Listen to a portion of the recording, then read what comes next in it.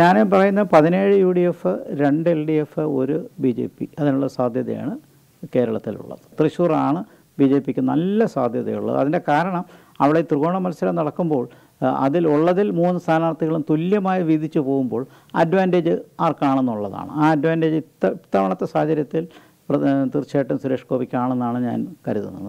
കേരളത്തിൽ UDF തരംഗമാണുള്ളത്. അതിന് പ്രധാനമായി അവരെ സഹായിക്കുന്നത് ഡൽഹിയിലെ ഭരണത്തിൽ ഇടതുപക്ഷത്തിന് അത്ര പ്രസക്തിയുള്ളതായിട്ട് ഇതുവരെ തെളിയിച്ചിട്ടില്ല. മറുവശത്ത് BJPയെ ചെറുക്കേണ്ട ഒരു അത്യാവശ്യം ഇടതുപക്ഷത്തിനും കോൺഗ്രസിനുമുണ്ട്. പോരെങ്കിൽ ഇത്തവണ അവർ ഒറ്റ മുന്നണിയാണ്, ഇന്ത്യ മുന്നണിയാണ്.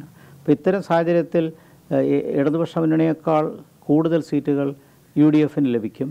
അതേസമയം LDFനും ചെറിയ റെലവൻസ് ഉണ്ട്, അത് തീരെ വൈപ്പ് ഔട്ട് ചെയ്യുന്നില്ല. പക്ഷേ എന്നാലും 2 സീറ്റിനപ്പുറം LDFന് കിട്ടാൻ സാധ്യതയില്ല. വിജയിക്കാൻ സാധ്യത കാണുന്നത് ഒന്ന് മാവേലിക്കരയും മറ്റത് ആലത്തൂറുമാണ്. BJPയുടെ പോളിംഗ് ശതമാനം ഗണ്യമായി വർദ്ധിക്കും. ഇതുവരെയുള്ള പോളിംഗ് ശതമാനത്തിനപ്പുറം ഒരു 18% വരെ വരും. എക്സിറ്റ് പോളുകൾ പറയുന്ന കണക്ക് വളരെ എക്സീഡ് ചെയ്യുന്ന കണക്കുകളാണ്, അത് വിശ്വസിക്കാൻ പറ്റാത്ത കണക്കുകളാണ്. അതേസമയം BJP ഗണ്യമായി പെർഫോം ചെയ്യാൻ സാധ്യതയുള്ള പ്രധാനപ്പെട്ട മണ്ഡലങ്ങൾ തൃശ്ശൂർ, തിരുവനന്തപുരം, ആറ്റിങ്ങൽ എന്ന നിലയിലാണ് കാണേണ്ടത്. മറ്റ് പ്രസ്റ്റീജിയസ് മണ്ഡലങ്ങളുണ്ടെങ്കിലും ഏറ്റവും നല്ല ത്രികോണ മത്സരം നടന്ന 3 മണ്ഡലങ്ങൾ ഏതൊക്കെയാണെന്ന് ചോദിച്ചാൽ തൃശ്ശൂറും തിരുവനന്തപുരവും ആറ്റിങ്ങലുമാണ്. മോദി 3ാമതും രാജ്യം ഭരിക്കും, അതിന് യാതൊരു തർക്കവുമില്ല. അങ്ങനെ 290 സീറ്റുകൾ BJPക്കും ഒരു 30 സീറ്റുകൾ NDA സഖ്യത്തിനുൾപ്പെടെ ഒരു 320 സീറ്റാണ് ഞാൻ മുമ്പ് പ്രതീക്ഷിച്ചതും. ഇപ്പോൾ കോൺഗ്രസ് കഴിഞ്ഞ തവണ കിട്ടിയ 52 സീറ്റിൽ നിന്ന് ഇത്തവണ 80 സീറ്റിനടുത്ത് കിട്ടാൻ സാധ്യതയുണ്ട്.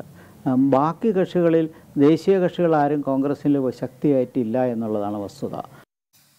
ശരി, political analyst doctor G. Gopakumar അദ്ദേഹത്തിന്റെ പ്രവചനങ്ങൾ നമുക്ക് മുന്നിൽ അവതരിപ്പിക്കുകയായിരുന്നു. കേരളത്തിലെ സാഹചര്യത്തിൽ 17 സീറ്റ് UDFനും 2 സീറ്റ് LDFനും 1 സീറ്റ് തൃശ്ശൂരിൽ NDAക്കും കിട്ടുമെന്നതാണ് അദ്ദേഹത്തിന്റെ പ്രവചനം. നരേന്ദ്രമോദി വീണ്ടും അധികാരത്തിൽ വരുമെന്നും അദ്ദേഹം പറയുന്നു. വിധി ദിനത്തിൽ 24 മാജിക് ജൂൺ 4 ചൊവ്വാഴ്ച രാവിലെ 5 മണി മുതൽ 24-ൽ.